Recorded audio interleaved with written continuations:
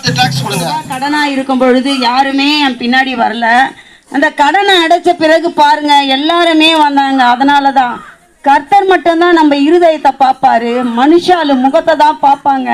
உங்ககிட்ட பணம் இருக்குதான்னு பார்ப்பாங்க, உங்ககிட்ட நகை இருக்குதான்னு பார்ப்பாங்க, உனக்கு சொத்து இருக்குதான்னு தான் பார்ப்பாங்களே தவிர உங்க உள்ளத்தை யாருமே பார்க்க மாட்டாங்க.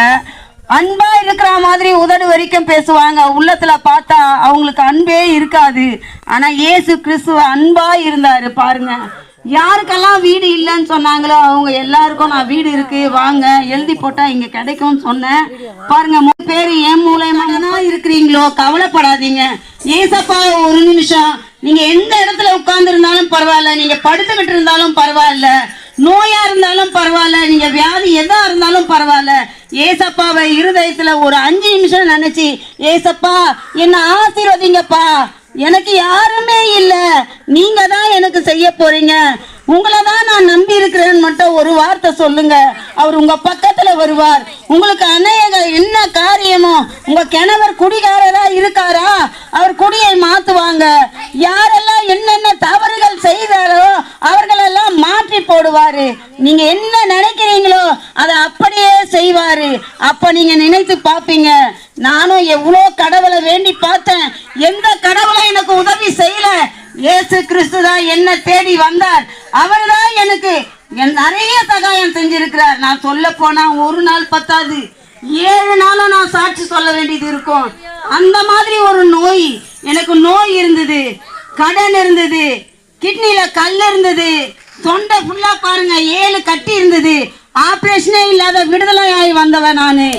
ஆபரேஷன் தியேட்டருக்குள்ள போய் எனக்கு கட்டியே இல்லைன்னு சொல்லிட்டாங்க.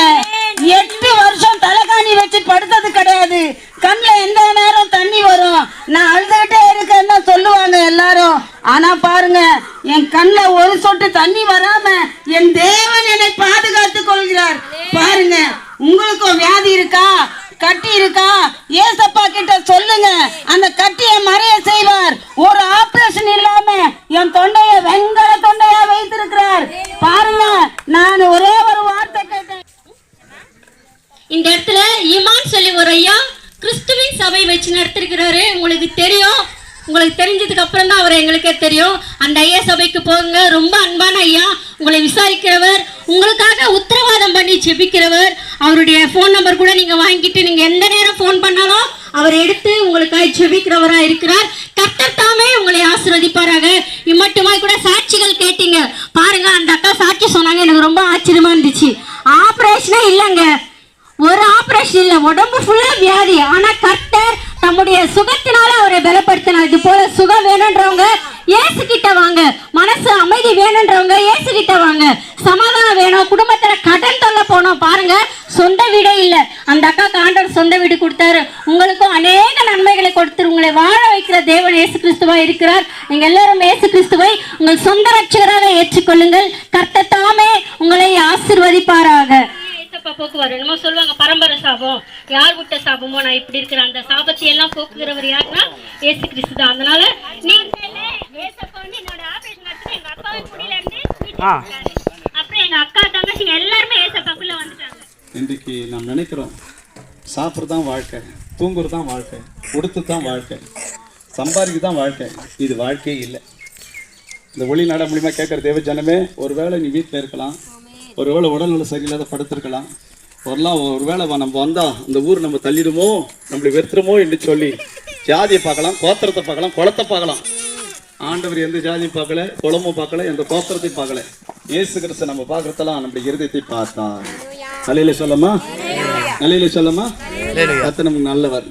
இன்றைக்கு அந்த மரத்தாண்ட உட்காந்துக்கிற அருமையான ஐயா பாருங்க, உங்களை ஆண்டவர் நேசிக்கிறார். நிலையில சொல்லுங்க, அல்லேலூயா. கர்த்தர் நமக்கு நல்லவர். எத்தனை பேர் விசுவாசிக்கிறீங்க? ஒரு சின்ன ஒரு கோரஸை பாடி நான் நம்ம சிஸ்டர்களை கொடுத்துட்டேன். மனிதா மனிதா மானிடர் வாழ்வு நிலைப்பதில்லையே, நிஜமே நிஜமே பாவத்தி சம்பளம் மரணமே, மனிதா மனிதா மாநில வாழ்வு நிலைப்பதில்லையே நிஜமே நிஜமே பாவத்தை காப்படும் மரணமே உணர்ந்தாய் உன்னையே அழித்திடுவான் நித்திய ஜீவன் மனிதா மனிதா மாநில வாழ்வு நிலைப்பதில்லையே பொன்னாலும் பூவாலும்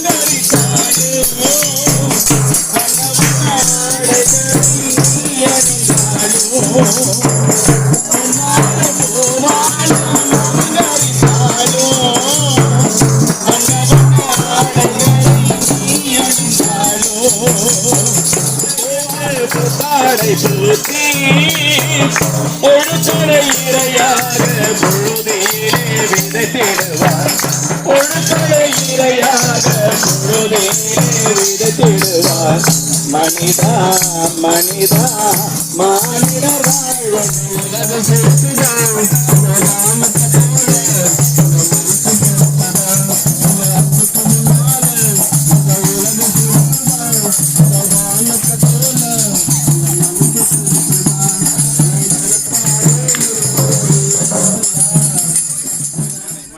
சபையில நின்று சாட்சி சொல்ல கர்த்தர் பாராட்டின கிருபைகளுக்காக நன்றி.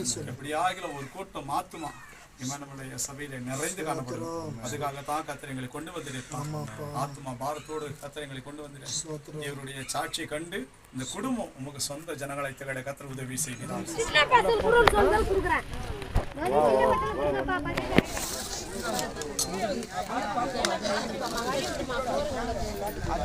ஒண்ணு குழந்தைங்க பக்கம்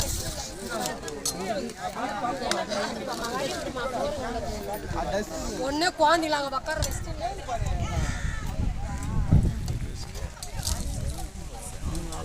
அவங்க கூப்பிடுறாங்க சாப்பாடு இல்லை அதுதான் சொல்றேன்.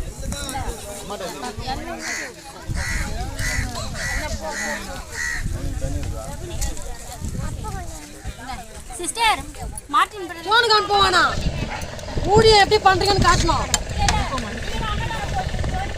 அப்படியெல்லாம் கிடையாது.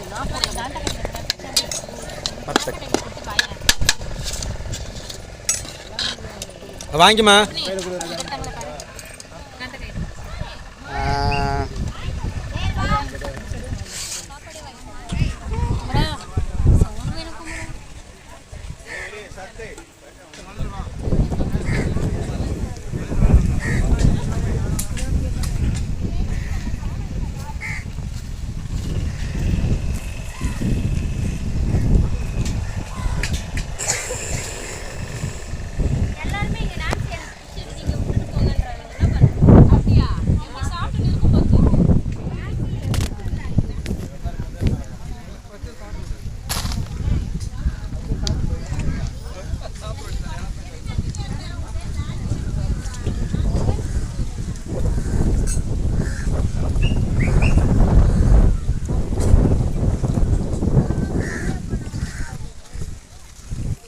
சாப்பிடலாம் சீக்கிரம் சாப்பிட என் வீடியோ எடுத்து எப்படி எல்லாமே போகிறாங்க அவன் வந்து